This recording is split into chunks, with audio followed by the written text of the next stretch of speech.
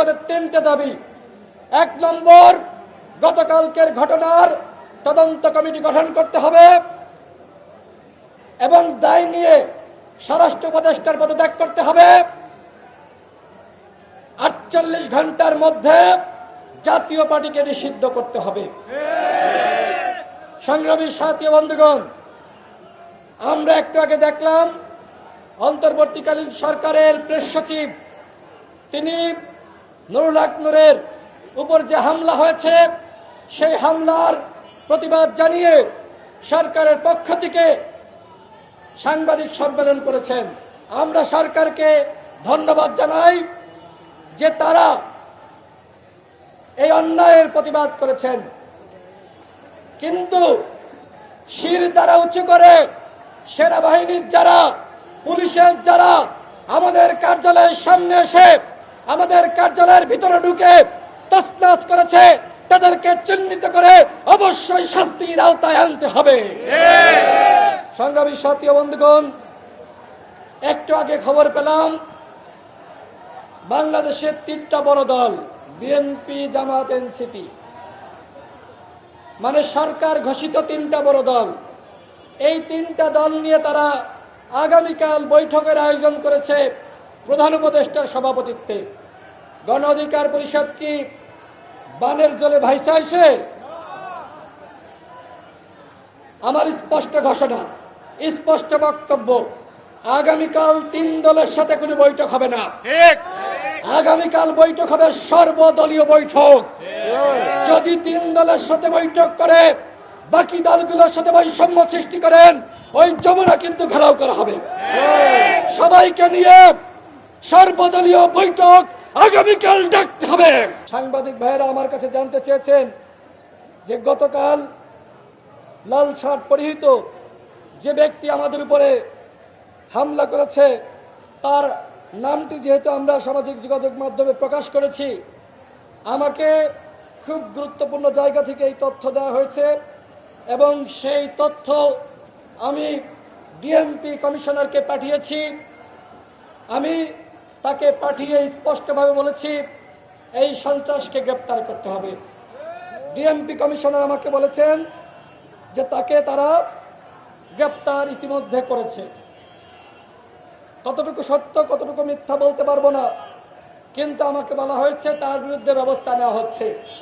সেই লাল শার্ট পরিহিত ব্যক্তি সে পুলিশের কনস্টেবল, সে একজন পুলিশের সদস্য, তার নাম মিজানুর রহমান, তার বিপি নং 97 17 19 72 43।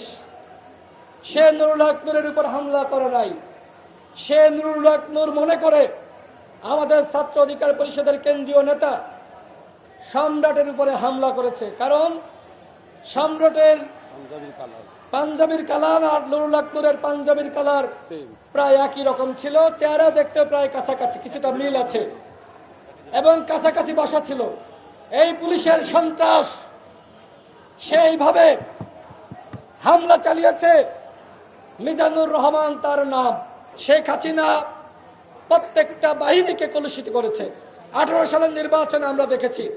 সুতরাং অবশ্যই প্রতিরক্ষা সংস্কার কমিশন গঠন করতে হবে এবং গতকাল সেনাবাহিনীর পক্ষ থেকে একটি বিবৃতি দেওয়া হয়েছে। আমরা কি মব সৃষ্টি করেছিলাম? আমরা কি মব সৃষ্টি করেছি?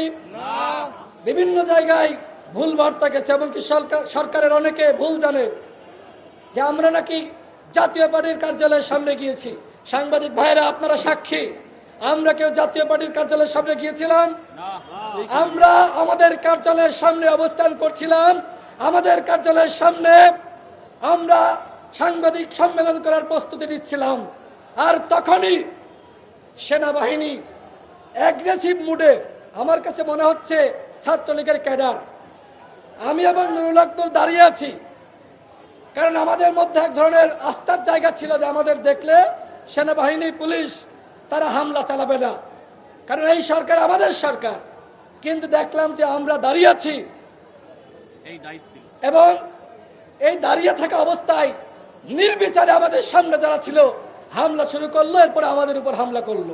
আমরা সরকারকে বলবো, এই হামলার যদি বিচার না করেন তাহলে আপনাদের বিচার কিন্তু জনগণ করবে। 1 বছরে কিচ্ছু পারেন নাই, পুলিশের সংস্কার করতে পারেন নাই, সেনাবাহিনীর সংস্কার করতে পারেন নাই, ডিজিএফআই এনএসআর সংস্কার করতে পারেন নাই। আপনারা শুধু কি করেছেন, কি বলবো আসলে, আপনারা শুধু আপনাদের পকেট ভারী করেছেন, আপনাদের সংস্কার করেছেন। অনেকে আমাকে বলছে যে গতকাল যে ঘটনা ঘটেছে, এই ঘটনার পরে আর একটি 1-11 নেমে আসতে পারে, আর একটি 1-11 নেমে আসতে পারে, নির্বাচন বানচাল হতে পারে। আমাদের স্পষ্ট ঘোষণা, এই সরকার ফেব্রুয়ারি মাসে নির্বাচনের ঘোষণা দিয়েছে। আমরা মনে করি ফেব্রুয়ারি মাসেই নির্বাচন হবে। এই ঘটনাকে কেন্দ্র করে নির্বাচন বানচালের কোনো সুযোগ নাই। এই ঘটনাকে কেন্দ্র করে অন্য কোনো ষড়যন্ত্র চক্রান্ত করার সুযোগ নাই। এই ঘটনাকে পুঁজি করে আরেকটি 1-11 সৃষ্টি করার কোনো সুযোগ নাই।